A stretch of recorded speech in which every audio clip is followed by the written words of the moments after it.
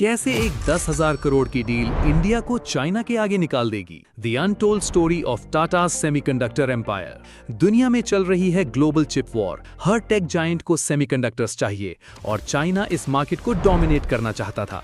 पर तभी गेम बदल दिया टाटा ने।